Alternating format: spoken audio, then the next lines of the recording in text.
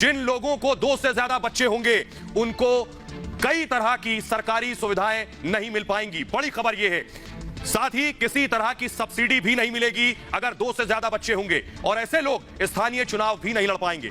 मसौदे के मुताबिक 2 से ज्यादा बच्चे वाले अभिभावक 77 तरह की, जी हां 77 तरह की सरकारी योजनाओं और अनुदानों का लाभ नहीं ले सकेंगे। जिन लोगों के 2 से ज्यादा बच्चे होंगे वो सरकारी नौकरी नहीं कर पाएंगे, यानी उन्हें सरकारी नौकरी नहीं मिलेगी। इसके अलावा जो लोग पहले से सरकारी नौकरी कर रहे हैं, देखिए जरा बड़ी खबर ये, अगर पहले से सरकारी नौकरी कर रहे हैं और बच्चे 2 से ज्यादा हैं तो उनके 2 से ज्यादा बच्चे हैं, उन्हें अब प्रमोशन नहीं दिया जाएगा।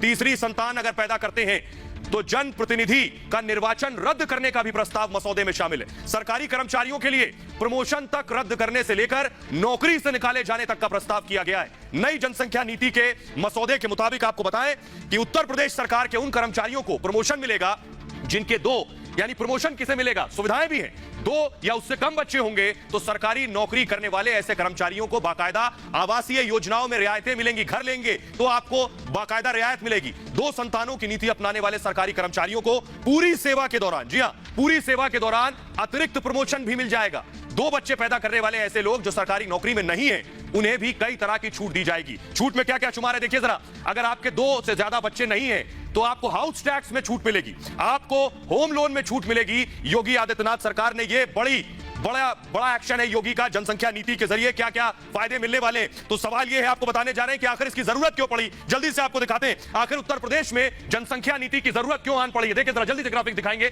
नई नीति की वजह है उत्तर प्रदेश में जनसंख्या दरअसल लगातार बहुत तेजी से बढ़ रही थी, इसको काबू पाने के लिए यह कोशिश की गई। 2011 में 20 करोड़ आबादी थी 2011 में, 2021 में 24 करोड़ हो गई, यानी 4 करोड़ बढ़ गई है। जरूरी सुविधाओं पर दबाव बढ़ गया था लगातार उत्तर प्रदेश में, कई तरह के संकट खड़े हो गए थे यूपी के सामने। पानी की किल्लत शुरू हो गई थी, उत्तर प्रदेश का हाल जानते हैं। बिजली की खपत बढ़ गई थी कि आखिर बिजली कटौती यूपी में हो रही, रोजगार की समस्या पैदा हो गई थी कि यूपी में एम्प्लॉयमेंट नहीं है, गरीबी बढ़ गई थी यूपी में इस जनसंख्या वृद्धि की वजह से, शिक्षा में गिरावट आ रही थी लगातार, प्रदूषण बढ़ गया था यूपी में। तो यह वजह रही, दरअसल जरूरत थी कि जनसंख्या नीति को लेकर आया जाए। और बड़ी वजह मैं आपको बताऊं कि यूपी ने कई बड़े बड़े देशों को पीछे छोड़ दिया है, वो मैं आपको दिखाने जा रहा हूं। देखिए जरा, इससे पहले भी मैंने आपको दिखाया, लेकिन एक बार फिर से नजर डालिए जरा, यूपी ने कैसे दुनिया के अलग अलग मुल्क को जनसंख्या में पिछाड़ दिया है। देखिए जरा ग्राफिक्स आपके सामने, उत्तर प्रदेश की आबादी कई देशों की आबादी के बराबर है, बेशक बराबर नहीं, मैं कहूंगा ज्यादा है।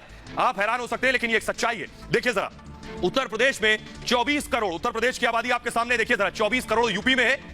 एक मुल्क पाकिस्तान, पड़ोसी मुल्क है, दूर जाने की जरूरत नहीं है, पाकिस्तान की आबादी भी यूपी से कम है। अगला देश लेकर आइए, 23 करोड़ पाकिस्तान की आबादी है। बांग्लादेश 16 करोड़, यानी उत्तर प्रदेश से कम आबादी बांग्लादेश की है, पड़ोसी मुल्क है। बांग्लादेश में 16 करोड़ आबादी है। तीसरा देश देखिए, ब्राजील की आबादी 22 करोड़ है, 22 करोड़, 24 करोड़ यूपी में, यानी ब्राजील से भी आगे है उत्तर प्रदेश। तो यह है यूपी की हालत जो मैं आपको दिखा रहा था। आइए अब आपको बताता हूं कि लेकिन इस पर सियासत शुरू हो गई। योगी ने, सोचिए 8 महीने बाद चुनाव है, चुनाव से पहले एक मुख्यमंत्री ने इतना बड़ा फैसला लिया है कि आबादी को कैसे रोका जाए, जो उसके लिए नकारात्मक भी हो सकता है चुनाव से पहले, लेकिन आबादी को जो लोग वोट समझते हैं वो परेशान हो रहे हैं। देखिए रिपोर्ट।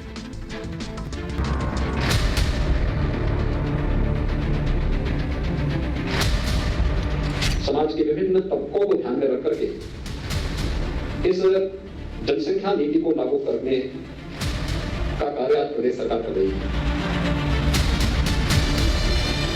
तो योगी आदित्यनाथ ने फैसला कर लिया है कि यूपी के पिछड़े होने की सबसे बड़ी वजह को जड़ से उखाड़ फेंकना है। कुछ महीने बाद ही यूपी में चुनाव है, इसकी परवाह किए बगैर योगी ने आबादी बम को डिफ्यूज करने का फॉर्मूला लागू कर दिया है। लेकिन आबादी को वोट समझने वालों को योगी का चाबुक जोर से लगा है।